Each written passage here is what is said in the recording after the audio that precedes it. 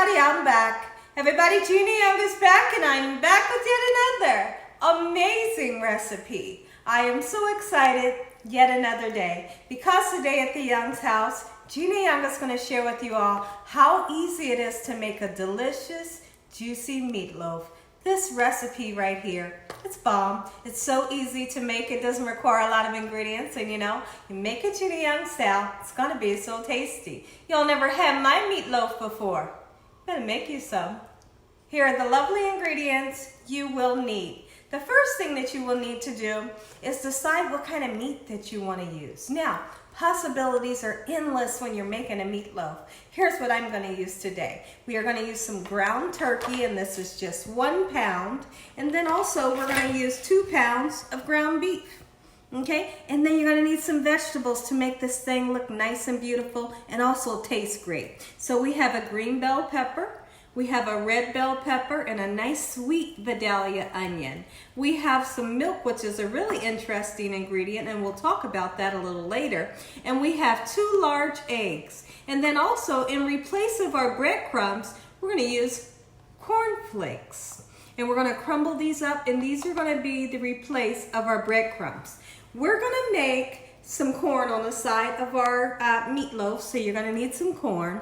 This is frozen corn. And then we're also going to make some mashed potatoes. So I have some beautiful mashed potatoes here. And to put into our mashed potatoes, we will be using heavy whipping cream and some Kerrygold butter. Now you're going to need a couple of spices so we can spice everything up. You will need some salt and pepper. You're going to need some parsley flakes, garlic powder, and onion powder, and then also we will be using some yellow mustard, ketchup, and also tomato paste. Make sure your hands are impeccably clean. Let's get started with this really quick and simple yet so tasty recipe.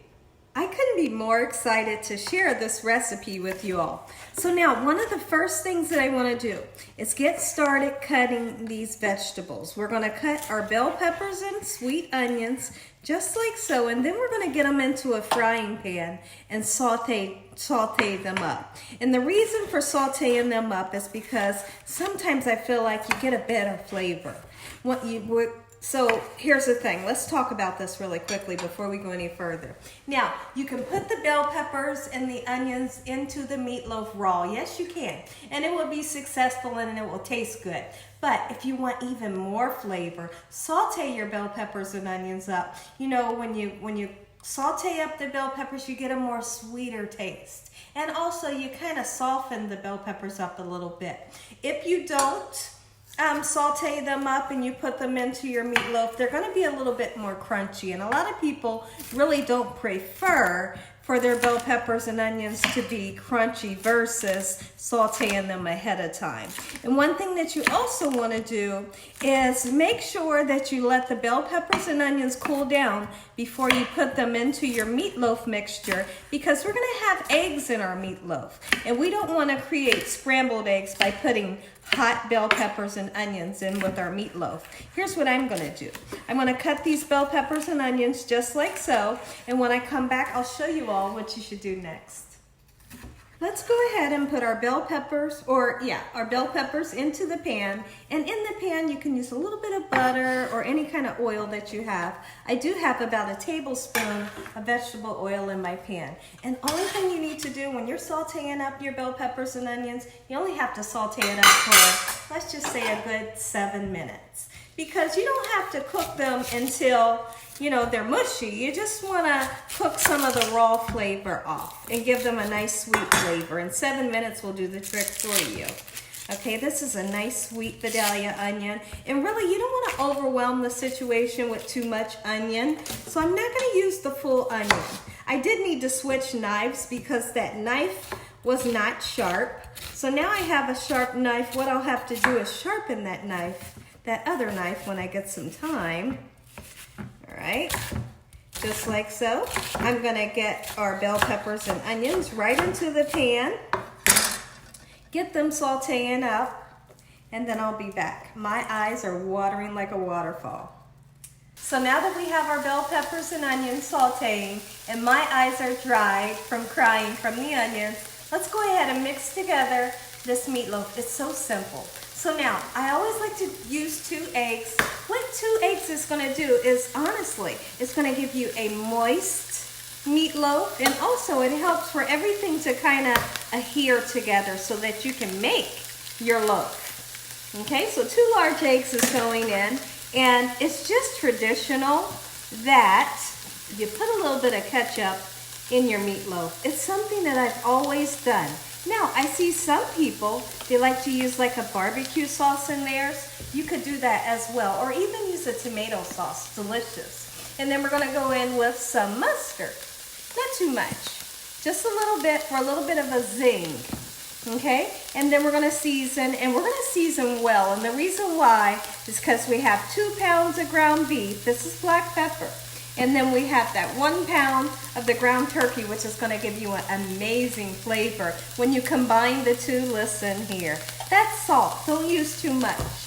We're gonna use some garlic powder, a nice amount. Don't be afraid to season. Those of you that are afraid to season, you know, you sometimes wonder why your food has no flavor. Well, it's because you need a little bit more seasoning. Go ahead and put that garlic and onion powder in there just like so. And like I said, in replace of our breadcrumbs, or I know like a lot of your grandmothers and mothers, they used oatmeal to make their meatloaf out of. It's been so many years since I've made a meatloaf using oatmeal or oats. So what we're gonna do is use about 1.5 cups of the corn flakes and use it in replace of our breadcrumbs. I used to work at a nursing home years and years and years ago, over 12 years ago. And I seen them make a meatloaf, and they used the cornflake crumbs. I tried it and I went nuts over it because the flavor was amazing. I mean, like, you know, it was amazing when at nursing homes and at hospitals, they can't really season with salt. So it was just kind of like they put ketchup, they put the cornflake crumbs, and a little bit of pepper, and I tasted it and I thought, man, from now on, I'm gonna put cornflake crumbs in my meatloaf, and I do it every once in a while, and everybody loves it. What you wanna do is you wanna soften up those cornflake crumbs with a little bit of milk. It'll give you an extra moist meatloaf. Not too much milk, just a little bit, okay? And then what I'm gonna do is I'm gonna go in with my impeccably clean hands, and then we're just gonna mix everything up just like so. And then we're gonna come back one more time. Let's take a peek in at our vegetables.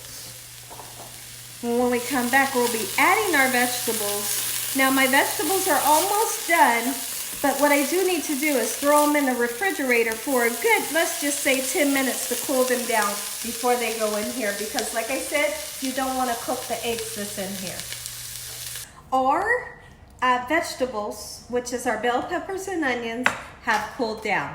Now what I want to do, go ahead and throw them in, right in just like so. You might see a little sting because they have just a little tiny bit of heat left on them.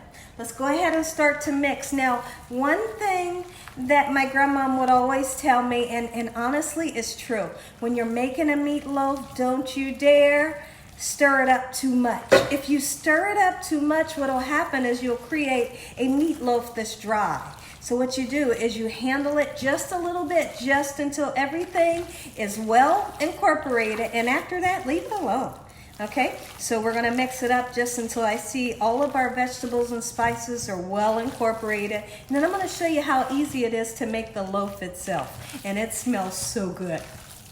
So now if you wanted to, you can use a loaf pan, but for some reason I love to use, this is an old frying pan. It's a large frying pan, and I love to use it to make my meatloaf in.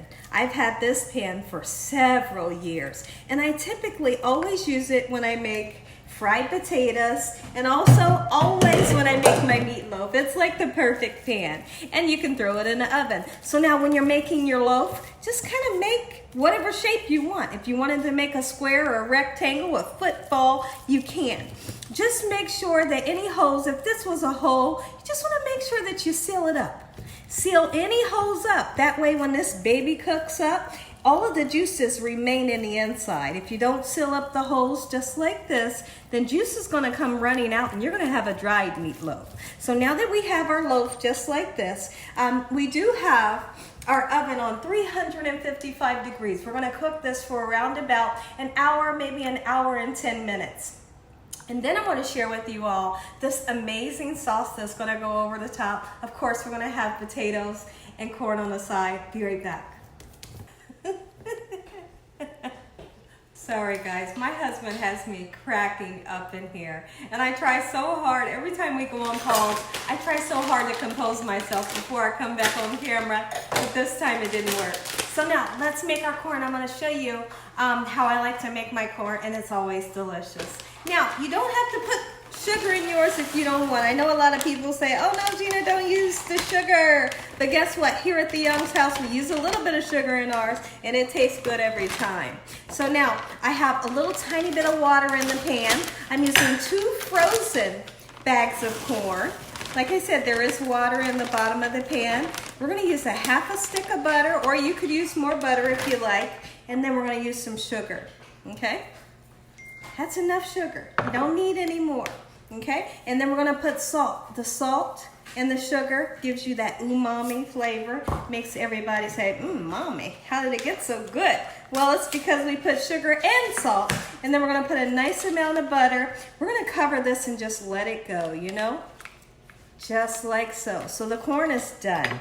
All right, now I'm going to start peeling up our potatoes. I'm not going to peel the potatoes on camera. You all know how to peel potatoes. We're going to get them and then be right back. I've got all of my potatoes peeled, and I do want to talk about something really quickly. Now, you can always make a mashed potato with the skin on if you wanted to, and just mash it up, and guess what? You get all the nutrients from the skin, and honestly, it's delicious. Here at the Young's house, every once in a blue moon, I might make like a potato salad that has the skin on. And sometimes I'll do a red mashed potato, you know, using the red potatoes, and we'll leave the skin on. So if you wanted to, you can.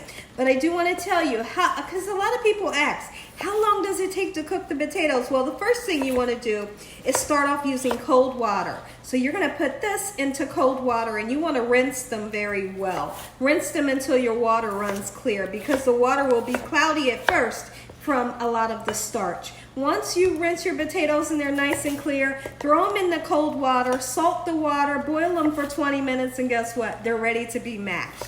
So that's how we're going to do that. And one other thing that I want to talk about, I'm going to be, instead of milk, I'm going to be using some heavy cream. I'm going to heat the heavy cream up with about a stick of butter, and we're going to use some salt and pepper, and that's it. Okay? So when I come back, I'll show you all what we'll do next. Our corn is done. It looks beautiful and it tastes good. The potatoes, you want to boil them for 20 minutes, but you don't start your 20-minute counting until the potatoes start to boil. That's very important. If you start counting 20 minutes right now, the potatoes wouldn't be done. So as soon as it starts to boil, and we're going to cover this up, it starts to boil, you count 20 minutes, they will be done. Let's drain them afterwards. Okay, everyone, so now our potatoes are just about done. Let's go ahead and quickly make the sauce that's going to go on top of our meatloaf. I like to use tomato paste. Sometimes you'll see me using just ketchup, or you could use like a tomato sauce. But what we are going to do is use some tomato paste, right? And then we're going to add just a little bit of sweetness. We're going to add some honey, not a lot. Don't get crazy with the honey. You want this kind of sour taste that the tomato paste gives. And you see we added a little bit of sweetness. Now, the last 15 minutes of the cooking process of our meatloaf, we're going to smear this amazing goodness on top of our meatloaf, throw it back in the oven for 15 more minutes. When I come back, we'll have our potatoes out of the water, we'll have them drained, and we'll get them nice and mixed up. You can see the potatoes cooling over there, or they're draining. And then right here, I have some very warm heavy cream. If you don't want to use heavy cream, it's okay. You can always use just the milk, and make sure you heat it up. Now you can heat up your butter and milk together, or you can make sure that your butter is nice and room temperature. My butter's room temperature. Now let's get to mixing those potatoes. So now the potatoes that we are using are golden. They are yellow potatoes, and you can see that steam, so I kind of pushed the camera away. I'm recording myself right now, but because my husband had to go run and grab Dakota from tutoring. So in we're gonna go with some salt, and guess what? Not a lot, just a little bit. That whole stick of butter, we are using a whole stick of sweet cream butter. All right, and then we're gonna go in with that nice warm milk or heavy cream like we're using today. Let's get this nice and mixed up, just like so.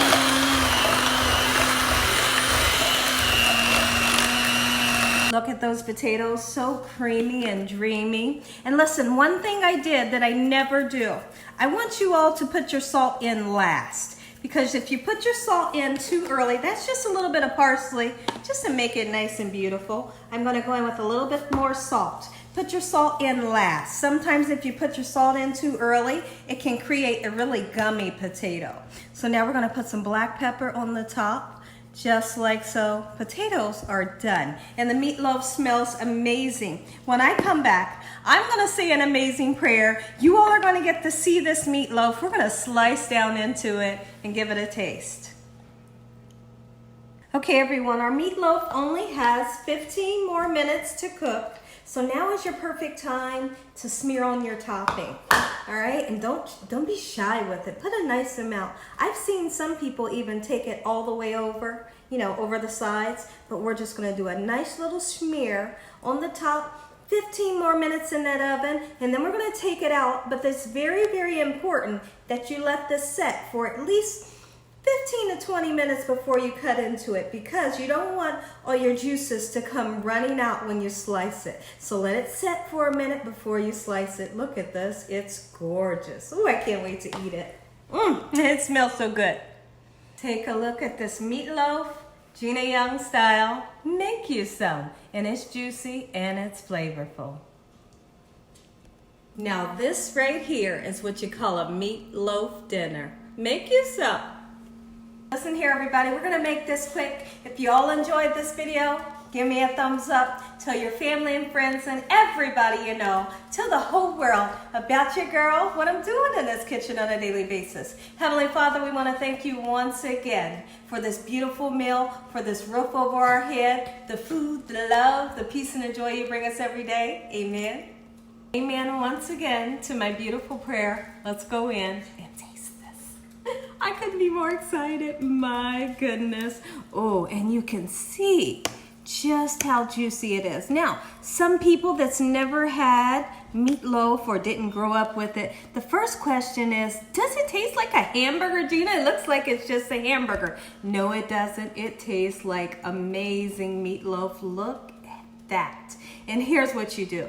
You take a bite of the meatloaf, then you take a bite of those gorgeous mashed potatoes, and then you load on the corn just like so. Get a little bit of everything in one bite just like so. And as always, God bless. Thank you all for watching.